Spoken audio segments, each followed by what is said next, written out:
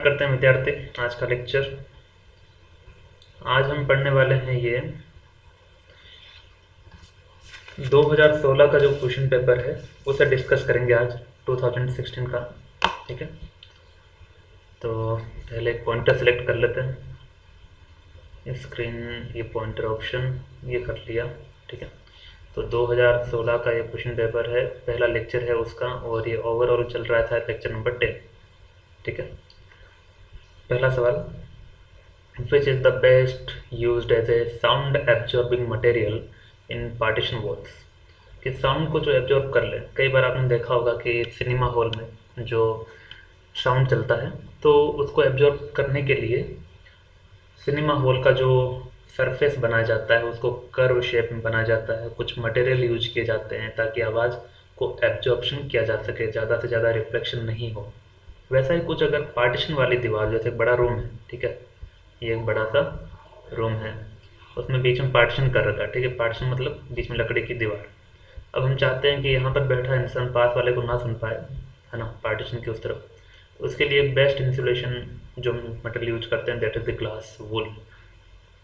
World wide हर जगह use होता है। खास बात ये कि टेम्परेचर, बहुत हाई टेम्परेचर भी अगर है, जैसे 250 डिग्री सेल्सियस, 250 डिग्री सेल्सियस तक भी ये वर्क करता है। इसकी कैपेसिटी काफ़ी अच्छी है, कितने टेम्परेचर पर भी ये क्या वर्क करता है, साउंड एब्जॉर्प्शन का। ठीक है, और अच्छी खास बात क्या है कि ये हल्का होता है, लाइट वेट है ये। ठीक है ना, तो लाइट वेट है इसलिए इसका ज़्यादा यूज होना स्वाभाविक सा है। तो ये लाइट वेट भी है, और टेंसाइल स्ट्रेंथ इसका ज़्यादा है, यानी कि कहीं ना कहीं एक्स मॉडल्स की प्रॉपर्टी को भी होल्ड ऑन करवा रहा है। ठीक है, चलिए आगे बढ़ते हैं फिर। तो ऑप्शन ए आ जाएगा इसका आंसर। अगला, interior of any room, interior of any room will appear larger when painted with. मतलब रूम का जो इंटीरियर है वो ज़्यादा बड़ा दिखाई देगा। ये डिपेंड करता है कई बार कलर पर भी। तो इट्स अपरेंट व्यू, है ना, ऐसा नहीं कि एरिया बढ़ जाएगा। तो वो बेसिकली होता है किसके साथ, वाइट कलर से। ठीक है, क्योंकि वाइट कलर क्या है कि रिफ्लेक्शन अच्छा खासा करवाता है, तो उसी वजह से ज़्यादा आपको व्यू उसमें नज़र आएगा इंटीरियर का। ठीक है ना, विच one of the following is not an architect. तो बीवी दोषी ये आर्किटेक्ट हुई, जाकिर हुसैन आर्किटेक्ट नहीं है, हाफिज कॉन्ट्रैक्टर, नाम में ही कॉन्ट्रैक्टर है तो ये आर्किटेक्ट होंगे ही, और राज रेवाल ये भी कॉन्ट्रैक्ट, ये क्या कहते हैं, आर्किटेक्ट है। तो अपना आंसर हो गया जाकिर हुसैन। तो इन्हें असली नाम कहा जाता है इनका उस्ताद जाकिर हुसैन। उस्ताद जाकिर हुसैन का मतलब ये है कि he is an Indian tabla player, है ना।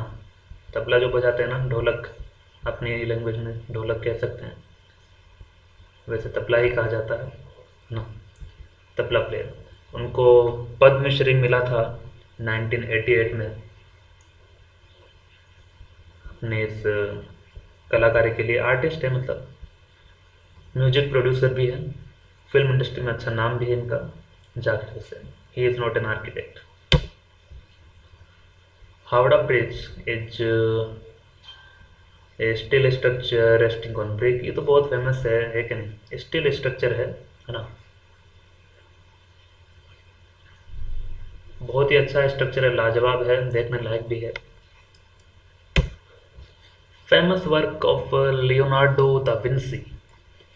लियोनार्डो दा विंसी ये जो है एक आर्टिस्ट है, यानी कि पेंटर है, इटली के। इनका एक फेमस वर्क है जो कि बच्चे मोबाइल गेम में भी खेलते हैं, आपने भी खेला होगा, मैंने भी खेला है, मोनालिसा। क्या है इनकी पेंटिंग का नाम, मोनालिसा। होता है ना जिसमें कि जो पिक्चर है वो मिसमैनेजमेंट करके दी जाती है, उसको हम क्या करते हैं, अरेंज वे में ला करके गेम को कंप्लीट करते हैं। तो वो जो पिक्चर दी हुई होती है विमेन, जो महिला का जिसमें पिक्चर होता है उसमें, वो मोनालिसा होती है। वही पेंटिंग है उनकी फेमस वर्क, है ना। तो Mona Lisa option B. Which person is famous for the extensive brick work in Kerala. ये एक ऐसे कलाकार की बात हो रही है, ऐसे आर्किटेक्चर की बात हो रही है जो केरला वाले स्टेट में बहुत फेमस हुए अपने वर्क के लिए। कौन थे? उनका नाम तो था बेसिकली लोरी बेकर। लोरी बेकर नाम से तो लग रहा है इंडियन नहीं है, नाम से लग रहा है कि ब्रिटिश है। यस, वो ब्रिटिश थे जन्म से, लेकिन वास्तव में वो क्या थे?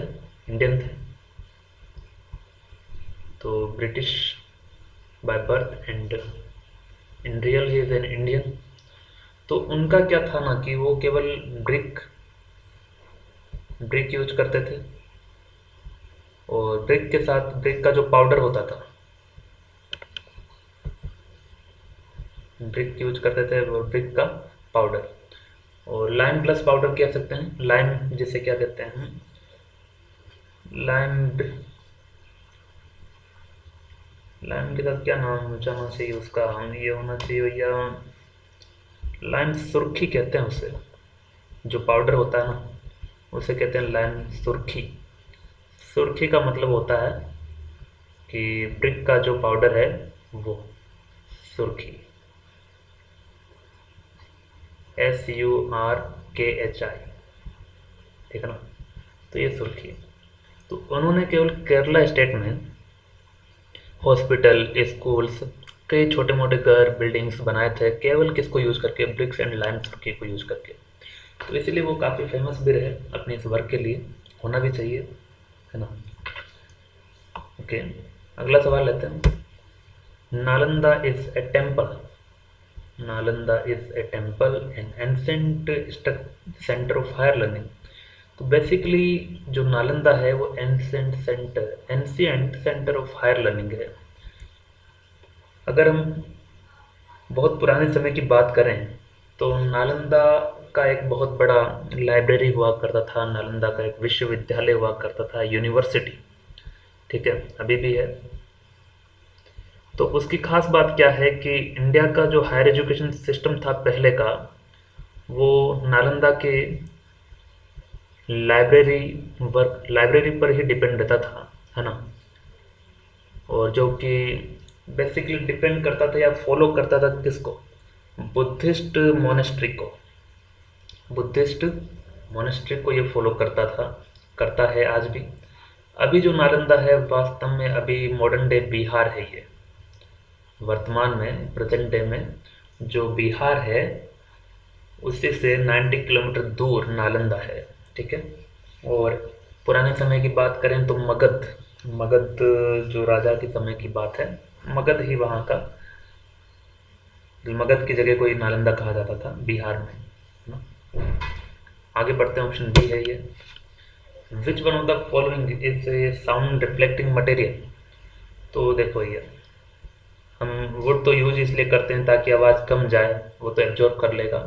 तो रिफ्लेक्शन में एक ही काम आता है, मिरर काम आता है, एग्जैक्टली रिफ्लेक्ट करता है ना। रिफ्लेक्ट का मतलब हो गया जिस मीडियम से गई है उसी मीडियम में वापस आ जाए, ऐसा हमने पढ़ा भी है साउंड वेव्स के अंदर। वेव यहाँ से गई, ये गई, सीधा हमला और वापस रिफ्लेक्ट होकर आएगी, पता है ना फेज डिफरेंस कितने का होता है, 180। तो फिजिक्स भी आ गई वहाँ पर ना।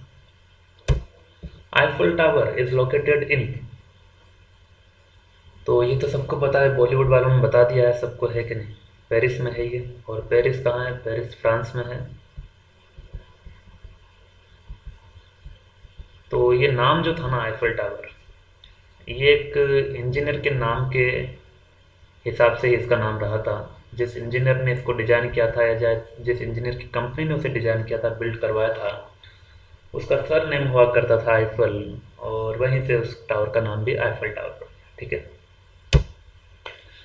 शाहजहाबाद is a part of which one of the following cities.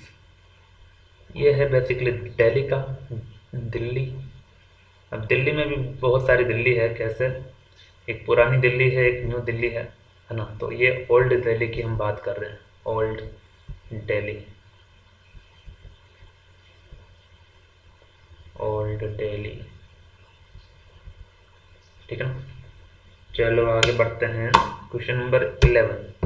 The temple of anchor what is in. तो बेसिकली ये अपने एशिया का एक कंट्री की, एशिया की किसी कंट्री की बात हो रही है जहाँ पर ये एंकोर वाट का टेम्पल है, ठीक है, और अपने कॉम्प्लेक्स स्ट्रक्चर के लिए जाना जाता है, और वो है कैम्बोडिया। कहाँ पर है ये? साउथ ईस्ट, ये साउथ ईस्ट कंट्री है एशिया का, साउथ ईस्ट। और ट्रैवलिंग प्लेस है ये, टूरिज्म के लिए फेमस भी है, उतना फेमस नहीं है जितना हम सोच रहे हैं, उतना नहीं है, लेकिन हाँ आप प्लान कर सकते हैं जाने के लिए, इस लायक जरूर है, ठीक है। आसवान dam, आसवान dam is situated on which river? ये है भैया नील रिवर पर, और ये है नील रिवर में भी कौन सी जगह? इजिप्ट, इजिप्ट में बना है ये डैम। 19 समथिंग के आसपास तो बना होगा, ईयर नहीं पता, जरूरी भी नहीं ईयर को क्या करना है रखकर। बुलंद दरवाजा इज लोकेटेड इन, फिर से आ गया, देखो ये हर साल रिपीट होता है, 2018, 17, 16। बुलंद दरवाजा, तो बुलंद दरवाजा बस क्या था, एक एंट्री गेट था। जब अकबर ने गुजरात के ऊपर जीत हासिल की थी, तो उसने उसको यादगारी में कह सकते हैं, उसी के मेमोरी में बनाया था क्या, बुलंद दरवाजा, जो कि कहाँ है? फतेहपुर सिकरी। और फतेहपुर सिकरी के बारे में आपको एक और पता है हिस्टोरिकल मोमेंट क्या, कि इसको फाउंड किसने किया था या एस्टेब्लिश किसने करवाया था? अकबर ने ही करवाया था, है ना। 1960 के आसपास की शायद घटना है, 1960 नहीं तो बहुत पहले की घटना है, ठीक है ना।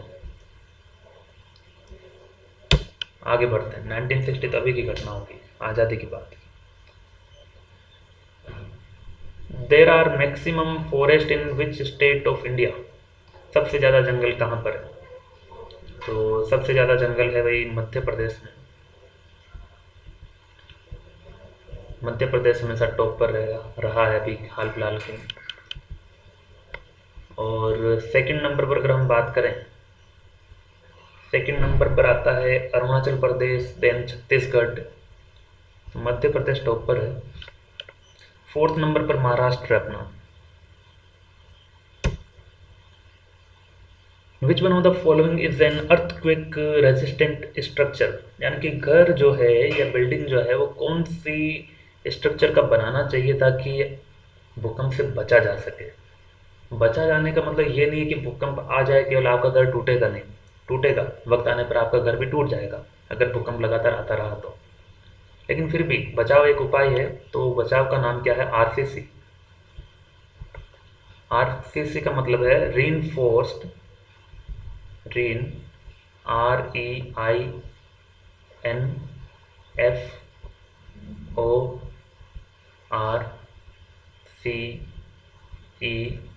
REINFORCED, reinforced. सी का मतलब है, इस सी का मतलब है कंक्रीट, इस सी का मतलब सीमेंट, तो रीइंफोर्स्ड कंक्रीट सीमेंट। आपने सुना होगा ठेकेदार या कॉन्ट्रैक्टर जो बात करते हैं क्या, कि आरसीसी में बनाएंगे building, what does it mean, कि उसमें हम जो आयरन रोड है वो यूज करते हैं, है ना, आयरन रोड। तो आयरन रोड यूज करने से और साथ में ये कंक्रीट और सीमेंट यूज करने से क्या हुआ, जो लोड होता है पूरी बिल्डिंग पर वो शेयर हो जाता है आपस में, किसी एक पिलर या किसी एक कॉलम पर वो इफेक्ट नहीं रहेगा, ठीक है। तो अगर आरसीसी वाला घर नहीं है तो वो क्या है कि ब्रिटाइल नेचर का घर होगा या ब्रिटाइल नेचर का बिल्डिंग होगा। मतलब क्या, कि जैसे भूकंप आया थोड़ा सा वो टूट करके बिखर गया, तो ब्रिटाइल नेचर का नहीं होना चाहिए। किस नेचर का होना चाहिए? डक्टाइल। तो ब्रिटाइल अगर है, ब्रिटाइल मतलब जल्दी से टूट जाएगा, ज़्यादा उसमें स्ट्रेंथ नहीं है, कैपेसिटी नहीं है, कैपेबिलिटी नहीं है हैंडल करने की, जो भूकंप से झटके मिल रहे हैं उसे, तो ब्रिटाइल होना गलत है। तो ब्रिटाइल नहीं हो इसके लिए हम क्या करते हैं, उसे डक्टाइल बनाते हैं by using the RCC frame, ठीक है। तो डक्टाइल बनो, ब्रिटाइल नहीं, डक्टाइल, DUCTIL, डक्टाइल। ये अपने इलास्टिसिटी में भी है, आपको पता हो तो। ब्रिटाइल और डक्टाइल मटेरियल, ब्रिटाइल वो होता है जो जल्दी से टूट जाए, डक्टाइल वो होता है जल्दी से जो ना टूटे। एक और डेफिनेशन हमने पढ़ी थी, ब्रिटल वो होता है जिसका प्लास्टिक रीजन छोटा होता है, डक्टाइल वो होता है जिसका प्लास्टिक रीजन बड़ा होता है ना। तो ये हो गया अपना 2016 का पहला लेक्चर, हो गया आज का 2016 के क्वेश्चन पेपर का, ठीक है।